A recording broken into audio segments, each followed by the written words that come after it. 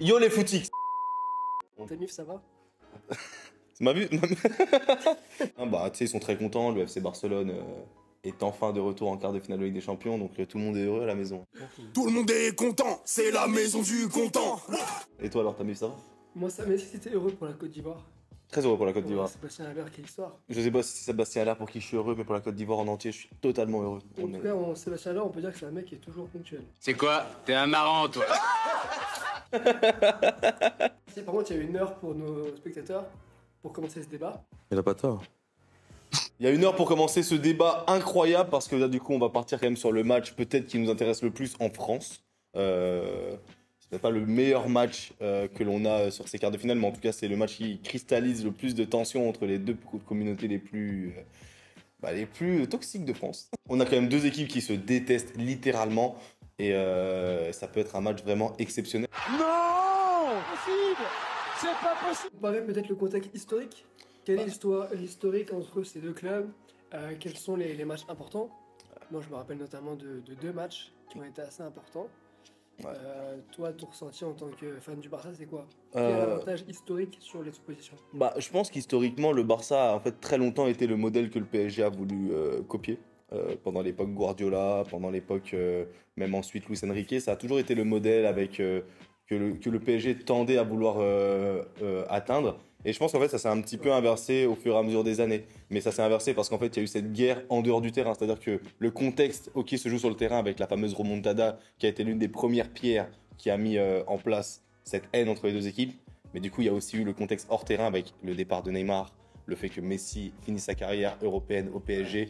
Et en fait, c'est plein de choses qui font que du coup, ça cristallise une sorte de haine des deux côtés entre les Parisiens qui ont ce sentiment un peu de honte de cette remontada et puis les Barcelonais qui n'ont jamais accepté que deux de leurs meilleurs joueurs de la dernière décennie aient joué au PSG. Remontada qui a été, je pense, le match qui a le plus impacté le PSG moderne. Ouais, je suis d'accord. Ce PSG Qatari, je pense que c'est un match catastrophique. Et aujourd'hui encore, je pense qu'il y a encore les vieux démons qui ressortent. Quand on pense notamment au match contre le Real de Madrid il y a 2 ans, tu te perds peut-être là-dessus, psychologiquement. C'est pas les mêmes joueurs. Mais tu as des joueurs qui sont impactés. Tu as eu des joueurs comme Verratti, des joueurs comme Marquinhos qui ont été impactés longtemps par ce match. Et c'est vrai que le Barça a vraiment eu un impact sur le PSG moderne, déjà en termes de structure. Le PSG, à l'été directement, va chercher Neymar et Mbappé. Et aujourd'hui, la situation du PSG avec Mbappé découle. Ça découle de cette saison-là, tu vois. Ouais, ils ont voulu. Bah après, c'est du PSG de vouloir boucher les trous et compenser ce qui manque trop rapidement. Le football, c'est quelque chose qui se construit au fur et à mesure. Le Barça, non. Le Barça, c'est un des plus gros clubs au monde ça se construit pas du jour au lendemain. Et je pense que c'est ce qui a manqué au PSG, un peu de patience, de croire en des coachs, de laisser les coachs mettre en place leur stratégie, des directeurs sportifs et des chargés de recrutement de mettre en place leur stratégie de recrutement. Je pense que c'était un petit peu trop précipité. Et aujourd'hui, je pense qu'il recolle bien. Enrique correspond bien à ce que tu peux demander à un club en termes de stabilité. Stabilité de jeu, il n'y a peut-être pas les bons joueurs pour. Mais dans le contexte, je trouve le contexte plutôt du coup récent et pas historique. Le PSG, je trouve, a réduit un peu les gaps qu'il y a entre le Barça et lui. Bah, je dirais même que le PSG aujourd'hui est devant le Barça. Aujourd'hui, le PSG, au terme de cote, est favori. Et puis même si on doit aller plus loin dans le contexte, c'est qu'avec ce tirage intégral, le PSG sait que du coup le Barça a peut-être une grosse marge à aller chercher, si ce n'est, c'est pas vraiment une grosse marge parce que c'est à la portée du PSG. Mais en plus, il y a le tirage intégral, c'est-à-dire que tu sais qu'ensuite tu joues soit l'Atlético, soit Dortmund, et on est peut-être en fait sur une saison où tu t'attendais peut-être pas à avoir le PSG le plus dominant, et c'est peut-être cette saison où le PSG va peut-être aller encore en finale de Ligue des Champions, avec un tirage un petit peu plus favorable, avec un entraîneur qui a un petit peu plus de poigne. Il y a toujours les problèmes un petit peu extrasportifs liés à Kylian Mbappé, son départ, mais j'ai l'impression qu'il y a quand même une union sacrée aujourd'hui autour quand même de Kylian Mbappé, dernière saison, pour essayer d'aller jusqu'au bout de cette Ligue des Champions. Et en termes de contexte global, on est quand même sur les planètes sont alignées, même si ça reste le PSG Hollywood, toujours des problème Enrique, problème Mbappé. Aujourd'hui, tu te retrouves dans une situation où tu peux faire un triplé. Alors moi, je suis pas sûr que, alors sur le papier évidemment, mais je suis pas sûr que l'Atlético en demi-finale ce soit un cadeau non plus. Il n'y a pas de cadeau en Champions League, quoi qu'il arrive au club. Vaut mieux jouer Atlético que Manchester City ou le Real Madrid. Aujourd'hui, je pense. Pour le PSG en tant que pour tout le monde. De jeu, je suis pas forcément certain. Je pense que si. En fait, il y a une histoire de style de jeu, mais aussi une histoire d'individualité. Et ok, l'Atlético, c'est un problème pour toutes les équipes en Europe. Parce Sur- qu'en fait, sur le ballon. Ouais, C'est mais, l'équipe qui veulent avoir la mais, balle. mais l'Atlético, historiquement, nous a aussi montré que il y a un moment où ils vont réaliser des matchs à l'intensité, mais ils ont un plafond de verre. Or, si tu joues face à un City, face à un Arsenal, face à un Bayern, face à un Real, tu es sur des équipes qui ont l'habitude de cette altitude en Ligue des Champions. Ouais. Et si tu les joues sur la dernière marche, c'est rarement des équipes qui vont laisser passer l'occasion de passer. Donc, je pense qu'au moins ce tirage, à défaut de leur donner une assurance d'aller en finale, ils sont pas sûrs d'aller en finale. Déjà, il faut passer le Barça. Et ça, c'est pas sûr du tout. Mais ils ont le moins pire. Je suis d'accord, mais alors, du coup, je pense que ça va nous faire juste une belle passe D pour un de nos thèmes qui est la stratégie. Donc, moi, là, on parlait du PSG versus Atletico, mais le match 1, c'est PSG-Barça. Clairement. Pour moi, le PSG est une équipe qui force son jeu à vouloir jouer en position par intermittence, c'est plus du foot de possession, faire circuler la balle. C'est Enrique ce qu'il faisait au Barça, ce qu'il faisait, tu l'as connu, ce qu'il faisait en Espagne. Mais moi, je suis convaincu que depuis le début qu'il est arrivé au PSG, Enrique sait qu'en Champions League, quand ça commencera à être plus difficile, il jouera en contre, il jouera pas en possession de balle. Je pense pas qu'il va à tout prix avoir ce jeu de possession. Je pense que quand tu veux jouer contre le Barça, tu peux pas avoir la balle en fait. Après, Enrique, c'est pas quelqu'un qui est dogmatique au point de toujours vouloir la possession. La possession, c'est vrai qu'il l'a beaucoup fait en Espagne, mais il faut se rappeler qu'Enrique, quand il arrive au Barça, on veut sortir de cette zone après Guardiola où on est toujours dans du tiki-taka, mais très possession en U. Et lui, il arrive à donner cette verticalité avec du Neymar, avec du Messi, avec du Suarez. Et c'est là où le Barça retrouve de sa splendeur parce qu'il redonne un petit peu de contre-attaque. Et je pense qu'aujourd'hui, avec les armes qu'il a, certes, il veut jouer de la possession et en règle générale, il a des meilleures individualités sur le terrain en Ligue 1. Mais en Ligue des Champions, là où les matchs sont un peu plus serrés, je pense qu'il saura un petit peu plus exploiter la profondeur. Surtout avec des joueurs comme Dembélé, comme Mbappé, il saura exploiter la profondeur. Donc moi, je pense que c'est un... Il faut pas s'attendre spécialement à vouloir avoir un Enrique qui soit à 100% dans la possession face au Barça. Tout comme il ne faut pas s'attendre à ce que le Barça soit à 100% dans la possession aussi. Pour avoir beaucoup regardé le Barça cette saison, c'est une équipe qui ne maîtrise pas grand-chose. C'est une équipe qui ne maîtrise pas grand-chose. Mais ça, en fait, c'est dans le bien comme dans le moins bien. C'est une équipe en fait qui peut alterner entre des phases de jeu de très haut niveau. Le problème de ce Barça, c'est qu'il est très inconstant dans un match. Donc pendant 15 minutes, tu peux te prendre une tempête. Et par contre, pendant 15 minutes, tu peux leur mettre la tempête. Et c'est un petit peu ça qui est très dur à lire avec ce FC Barcelone cette saison-là. Et c'est un petit peu ça que je pense que Luis Enrique va essayer de gérer pour ne pas avoir ces moments en fait, où le Barça te met dans le mal, quoi. Mais est-ce que ce serait pas aussi exactement ce qu'on peut constater du PSG de Enrique depuis le début de saison? Clairement. On est... Une équipe qui peut avoir le ballon pendant 20 minutes, faire tourner, être dangereux, descendre, de la possession et étouffer l'adversaire. Et d'un coup, sur un contre, tu peux te prendre un but, après tu es déstabilisé, tu prends le bouillon pendant 10-15 minutes. Ça s'est vu contre, je crois que c'est contre Brest. Chaque match, en fait, l'équipe adverse, peu importe la physionomie du match, ont un moment de possession de balle. Mais, ne devrait pas avoir. Mais tu vois, c'est à ce moment-là en fait où moi je pense que c'est pour ça qu'on va peut-être assister au quart de finale le plus ouvert, parce qu'on est sur deux équipes qui manquent de maîtrise, deux équipes qui ne sont pas parfaites, deux équipes qui n'ont pas encore une maîtrise parfaite de leur système de jeu. Ce qui veut dire que tu peux te retrouver avec un PSG qui pendant une quinzaine de minutes déploie un jeu incroyable, et dans le même match, un PSG qui est sur le reculoir et qui du coup a du mal à défendre les assauts adverses. Ce sont deux équipes qui ont les mêmes qualités, les mêmes défauts, les mêmes caractéristiques. Et c'est assez intéressant du coup de voir à quel point en fait, je pense que le meilleur joueur sur le terrain est côté Paris. Bien sûr. C'est la seule différence pour moi. Mais Lamine Yamal qui est quand même sur une saison qui est assez extraordinaire pour son âge, ouais. Je trouve qu'il a ça vraiment de passer un cap et de devenir un star boy. Je pense que ce match-là, ça peut être le révélateur. Le Monaco City de Mbappé. Ce match référence en Champions League sous les projecteurs où tu passes de petite star de ton championnat à star européenne. J'osais pas le dire, mais au fond de moi, je le pensais un peu comme ça. Ouais. J'ai le sentiment, enfin j'ai l'envie et le sentiment que ce match, ça peut être le match en fait qui montre Yamal au monde du football. Et je pense qu'il est vraiment à un match référence de juste mettre tout le monde d'accord. Après, est-ce que ça arrivera face au PSG? Parce qu'en face, t'as quand même monsieur Kylian Mbappé.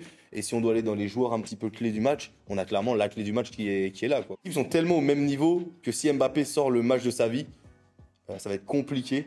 Ça va être compliqué en fait pour le Barça de gérer ça. Maintenant, le Barça a peut-être la kryptonite d'Mbappé, qui a été pendant un temps un problème pour Vinicius. C'est Araujo.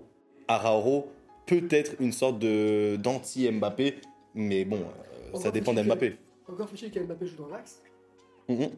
Ah, il replace Araujo sur l'aile hein, pour Vinicius. Il le fait vraiment tactiquement, en fait, c'est vraiment dès qu'un joueur, et il l'a aussi fait pour Iñaki Williams face à l'Atlético Bilbao cette saison, dès qu'il a un attaquant qui est très puissant, très véloce, très rapide, il replace Araujo sur l'aile pour le prendre. Et est-ce que, parce que moi j'ai vu un seul joueur, un seul défenseur, Pocket, Mbappé du début à la fin d'un match important à élimination directe. Kyle Walker. Est-ce que pour toi Araujo à droite, son poste de prédilection, est aussi fort qu'un Kyle Walker? C'est d'autres qualités.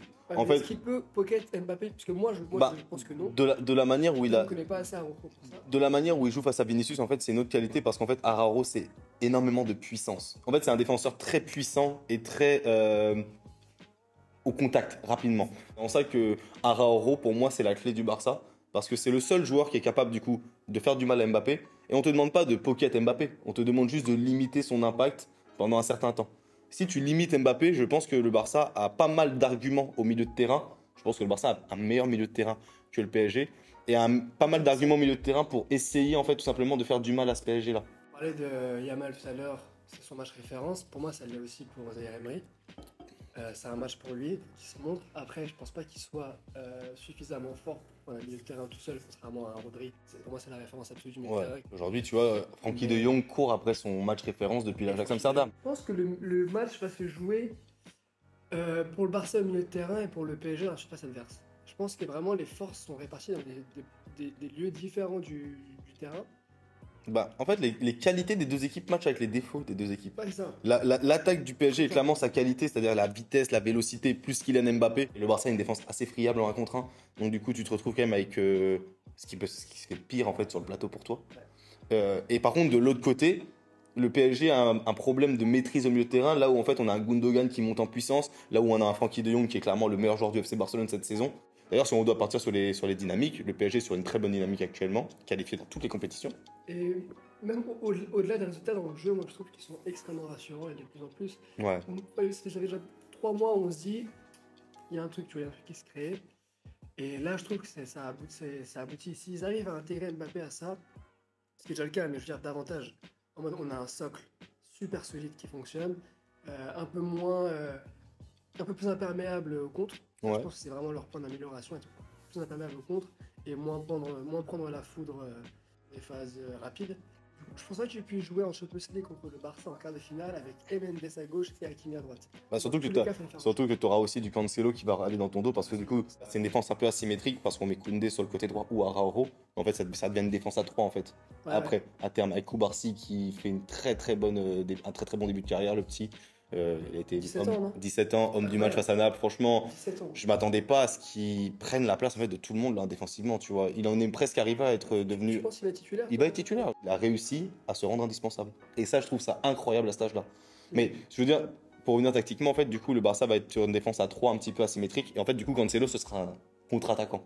Ouais. Et c'est sûr que si tu as 2 latéraux en fait, qui montent, bah, tu t'exposes à avoir du Cancelo dans ton dos. Et ça peut être un petit problème, ça aussi. Tout comme on en revient au Spider-Man le même, c'est que en fait, ce côté-là, c'est la même chose. C'est que si Araujo va jouer à droite, doit tenir Mbappé, et qu'en plus, tu as un Mendes qui déboule. Parce que Mendes, pour déborder centré, il est fort pour ça aussi.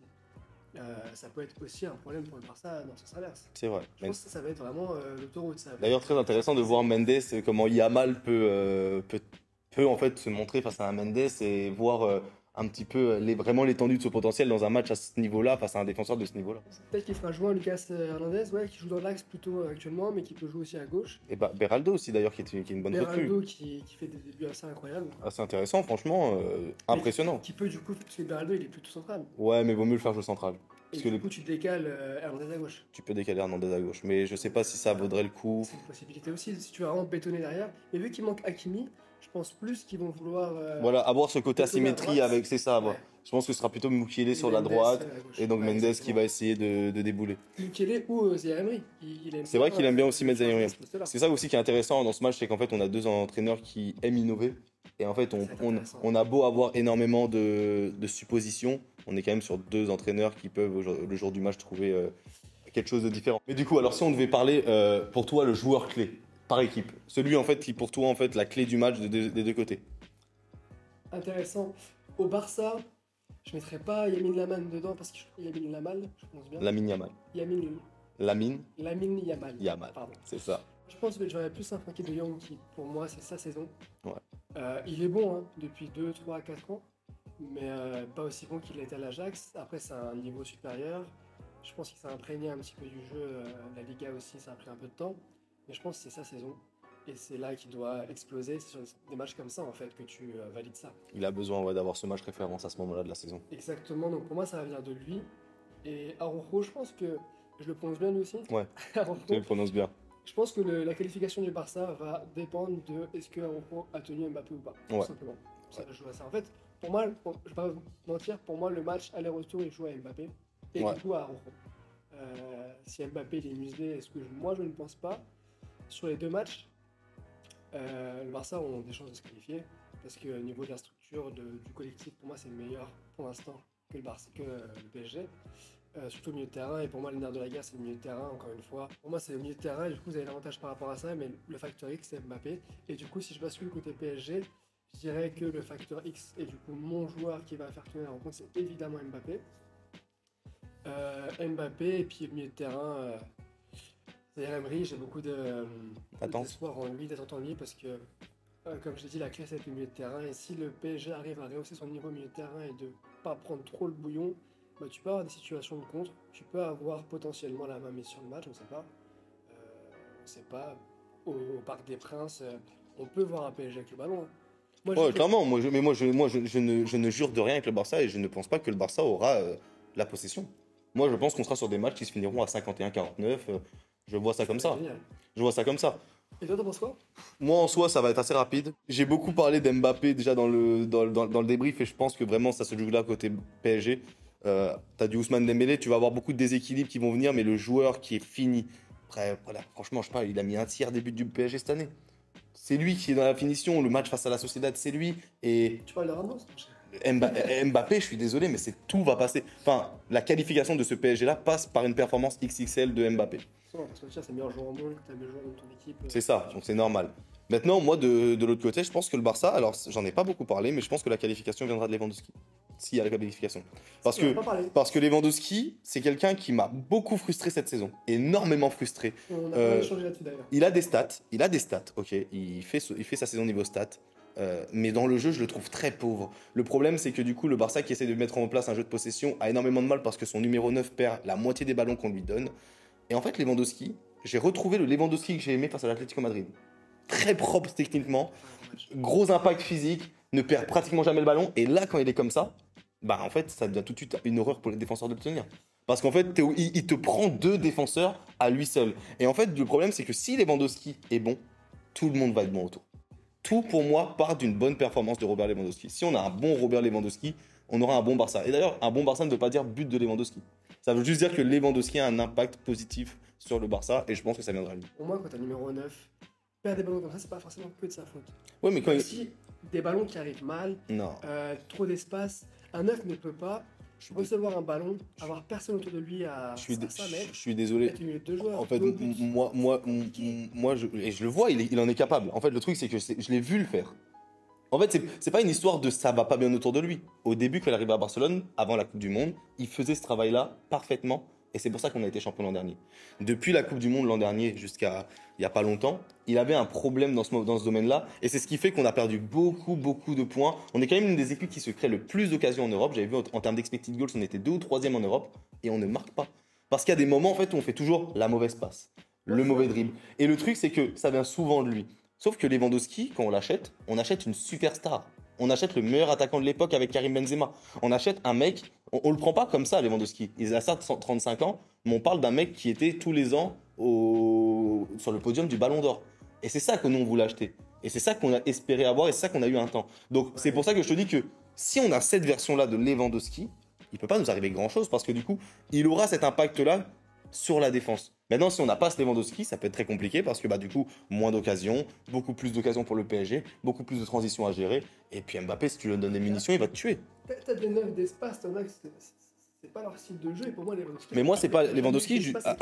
Mais Lewandowski, je lui de surface. Mais Lewandowski, je lui demande pas de l'espace. Je lui demande d'être propre techniquement. Je comprends. Moi, ce que je vois avec le Barça cette année, c'est que tu perds beaucoup de ballons avec Lewandowski, certes, mais souvent, c'est des ballons, il est pas forcément... Il est dos au but. Ah, il y a des ballons faciles, il a du mal, hein. Franchement, je te jure, Contre techniquement. Napoli, tu vois, typiquement, à la fin de match, l'aller, Ouais, il a été à la peine, ça me fait de la peine de le voir comme ça, mais il faut voir aussi les joueurs qu'il avait autour.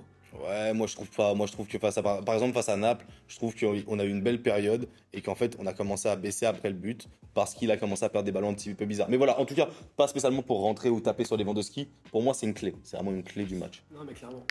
Mais t'as raison. Et du coup, ton deuxième joueur, c'était? Et mon deuxième joueur, c'était Mbappé, côté Paris. Ah, ouais, très bien. Et les coachs, moi, je mettrais quand même Je pense que le match va aussi se jouer sur le banc de touche. En fait, le match se jouera avant le début du match.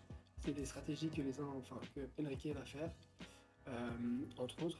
Et je pense que ça va être crucial pour déterminer ce match.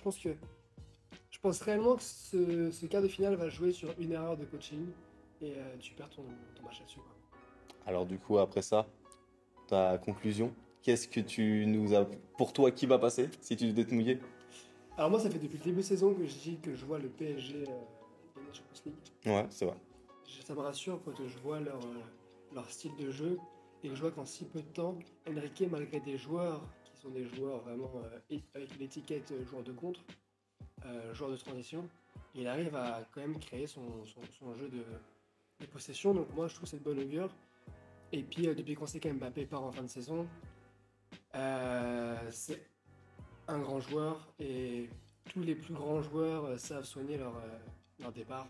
Et pour moi, Mbappé ne peut pas partir si c'est pas sur au moins une finale de Champions League. Donc je dirais le PSG parce que tout va jouer entre ses pieds, quoi. Ok.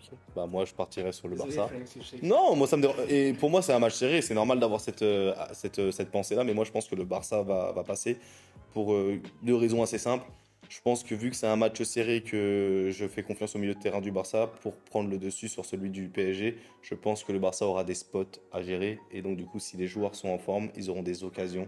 Et ces occasions-là peuvent permettre au Barça déjà de faire un bon résultat à l'aller. Et surtout, le match retour, il est à l'extérieur. Le match retour, il est à Barcelone. Et on connaît certaines failles mentales du PSG. Et jouer 90 minutes plus prolongation si besoin au Montjuïc, c'est peut-être pas spécialement de bon augure pour le PSG. Donc moi, j'irai sur le FC Barcelone.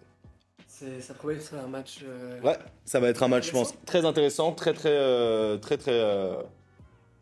serré. Ça peut être un des meilleurs matchs, enfin le meilleur quart. Ça peut être, en tout cas dans le déroulé, ça peut être l'un des meilleurs cas. En tout cas, c'est à vous de nous dire, les footix, qu'est-ce que vous en avez pensé? Pour vous, qui va passer? Est-ce que vous êtes d'accord avec nos arguments? On attend tout ça en commentaire.